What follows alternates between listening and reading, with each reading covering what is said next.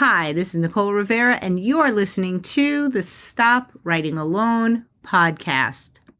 Happy New Year. It is time to talk about your one word of 2023. But that's not all the word power I have in store for you, so let's just talk about words.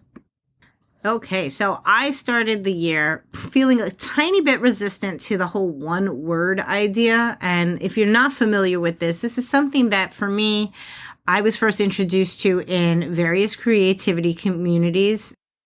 I want to say I first heard about it from Sam Kimberly and her book clubs and her creativity life school, but also Tammy Evans, formerly Brightwiser, the accidental inspirationalist, was always having the conversation around one word and actually wrote a post about it on her Substack earlier this week.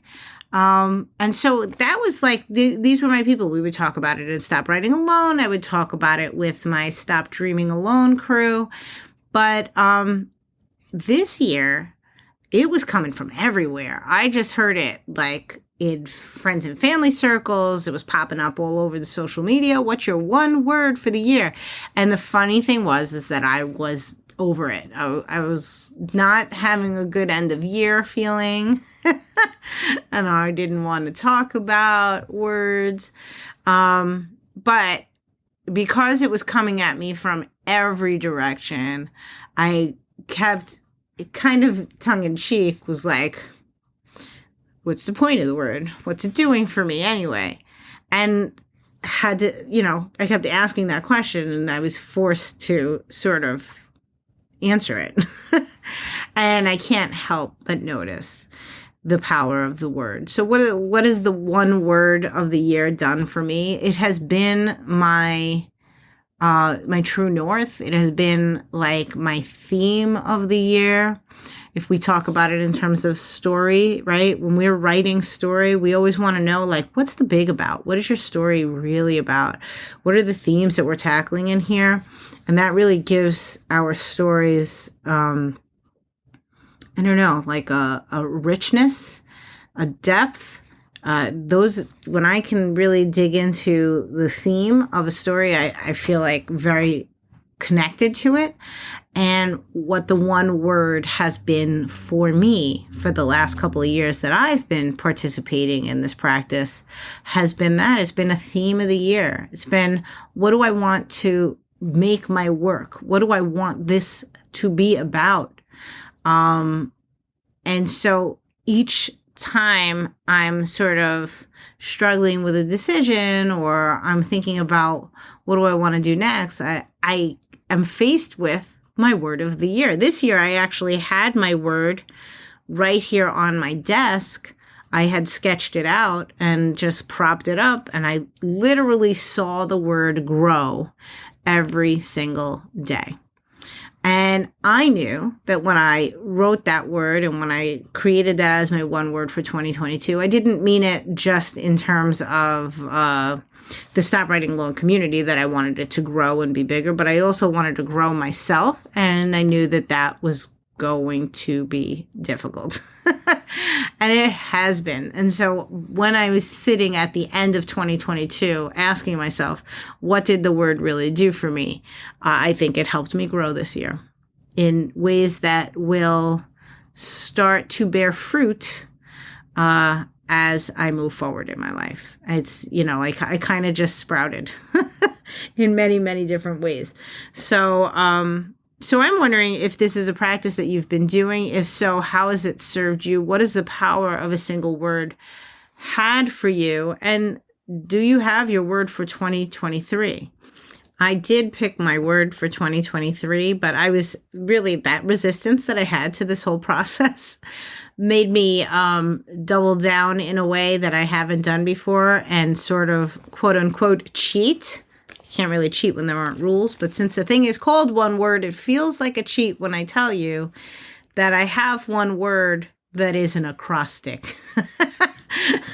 So it's not really one word anymore. So my big theme of the year, my big work is to aspire. Aspire is my word. I want to embody that aspirations, not just professionally, but personally, and just refocus my whole self into remembering about aspirations and aspiring.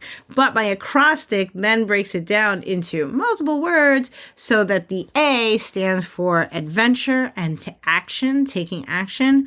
The S is for schedule and socialize. I want to make sure I schedule things more. I don't just wait for things to happen. But I also want to make sure that I'm getting out into the world and socializing like a normal pre-pandemic human.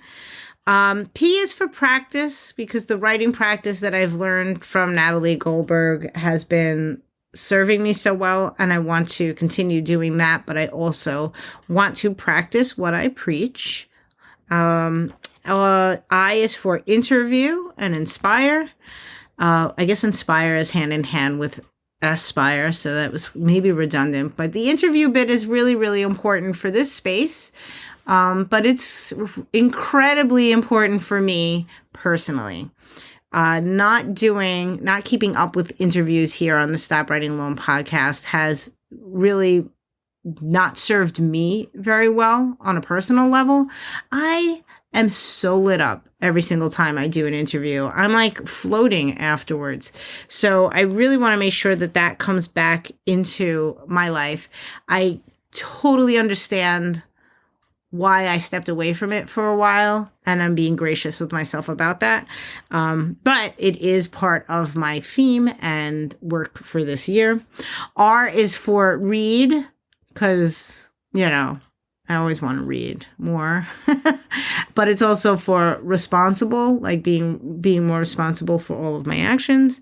And E is for explore and exercise. Explore feels, like it's more of that adventure, getting out into the world. Getting outside is really huge for me right now, making sure that I'm outside every single day. So that's part of my explore.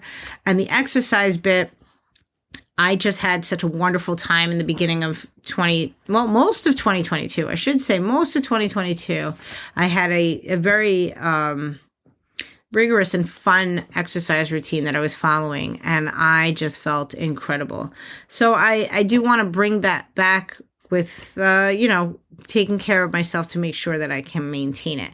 So that's my cheat. I got a word. It's an acrostic. It's got a lot packed into it. Do you have a word? Have you made an acrostic? How do you use the one word? Is this new to you? I can't imagine. So many people are talking about it now, but it's possible. It's possible. It happens. But I'd love to hear from you. So let me know over in Mighty Networks, Stop Writing Alone Network. You can come and chat about the one word. I actually just asked everybody today what their one word was. And I'd love to hear from you there. But that's not the only word power that I want to talk about with you right now, because there is a different singular word power that I want to be bringing into Stop Writing Alone, actually in the YouTube channel where I share writing prompts.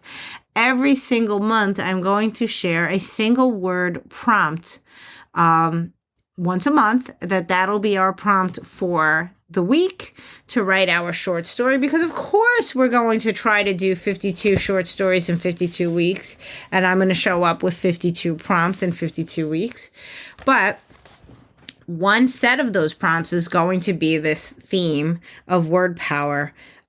But the fun thing is that these words are not English. So I've always been fascinated with these words from around the world that have those big meanings that it used to trend quite often for me on, I guess it was Facebook. I don't know, somewhere on social media where maybe I was part of a group that did this and they went defunct or something.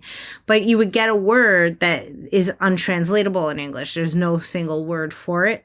So the definitions are these like essences or these moments or something really wonderful. And so I have an entire book of them. There was a book put together by Ella Francis Sanders. It's called Lost in Translation, and it's an illustrated compendium of untranslatable words from around the world. And that's what we're going to use as our writing prompt, because these words are just so juicy and wonderful. I'm going to flip to one that I think I can say. Let's see. Okay, here's a noun in Farsi, and it is tiam. So it's T-I-A with an accent mark, M, tiam. And what it means is the twinkle in your eye when you first meet someone. So imagine that's your prompt. The story that can just unfurl from that, tiam. The twinkle in your eye when you first meet someone.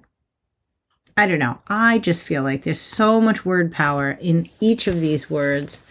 And it's reminiscent for me of when I studied Spanish in college. I minored in Spanish, and this would happen to me as I was getting deeper into the language and becoming more fluent, that there were words that simply had a different meaning to me and had more depth in Spanish, and I could not find a good way to translate them in English. Like I was kind of like hopeful. I was wishing that we had a word that was similar.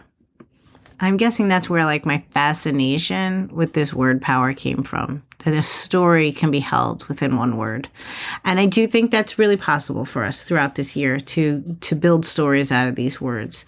So this week, it will actually be the first one. I will be giving you a word on Friday, over at the NV Rivera YouTube channel. But if you're on, stopwritingalone.substack.com, you will get the video right in your inbox. And so every single month you can expect a word like that has so much sort of bursting at its seams that it's just begging for a story to be told about it. And yeah, there's going to be some other prompt themes. One of the themes that I am going to dive into, I put a poll up on the YouTube channel asking viewers, like, what is the type of prompt that you would like to see? And it was multiple choice. So one of the options there was a prompt where you also have to take an action in order to complete the writing. So that'll be coming to you as well. That every month you will get an action plus prompt, or prompt action. I don't know what to call it. I'll have to come up with something. But today is all about word power, and I wanted to give you a sneak peek of that coming to you every single week to inspire a story, to inspire I was going to say inspire your fiction, but honestly, you could go any which way you want with these words. If they inspire a creative nonfiction, if they inspire poetry, it would be really wonderful actually to hear what people come up with.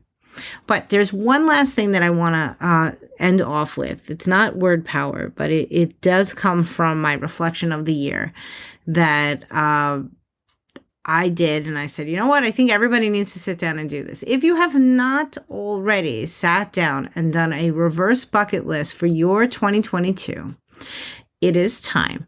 And if you don't remember what that is, a reverse bucket list is simply taking a piece of paper and taking an amount of time in which you write down the things you accomplished in that set amount of time. So where a bucket list are the things that we want to accomplish before we kick the bucket, a reverse bucket list includes the things that we have already accomplished up until this point. And you can do a lifelong bucket list. And if you do, you should have a pretty big number that you sit down and do. But I will say for 2022, what I am aspiring to do is to complete a reverse bucket list with 50 items on it. As I've said to some who have been listening to me, I might be happy with 22 for 22, but I am aspiring to go for 50. And I think you should do the same. Reverse bucket lists include all the things. You know, when I do my lifelong reverse bucket list, I start with, I learned to walk, because that's an accomplishment. And back when I first did it, people clapped. So please remember all of the things that you are accomplishing. I needed a reminder when I was talking to some of the happy campers about my reverse bucket list, and I read to them the only 6 things that I could come up with. One good buddy there, Jackie Dana, laughed at me and said, I don't understand. You have not listed that you started some Substacks and that you have been doing your YouTube channel, that you, so you have to maybe, I don't know, maybe you'll be very good at this and you don't need reminders, but if you can't get to 50, ask someone in your circle. They will know, they will help you get there. You have done 50 amazing things this year, and you don't want this year to go by without recognizing them. So that's your homework. Go do your reverse bucket list for 2022 if you haven't already done it. And I will see you either here next week listening on the podcast, or over in YouTube on NV Rivera, gathering up writing prompts to write throughout the year, or perhaps hanging out face to face in all of the events that are going on in the Stop Writing Alone community, where you can get the calendar for that over at stopwritingalone.substack.com, along with the Zoom link to get there. Or we can chat over in the Mighty Network. Stop Writing Alone Network is, you Google that, it'll pop up for you. And I think that's it. Yeah. Otherwise, happy writing. Thank you as always for listening. And if you haven't already written a review for the Stop Writing Alone podcast, and you love the Stop Writing Alone podcast, please take a minute and write a review, because I think it's been quite some time since we've had a new one, and that always helps us find more writers. And we don't want them writing alone anymore. So let's get them over here. Okay. So have a great week, and thank you again for listening.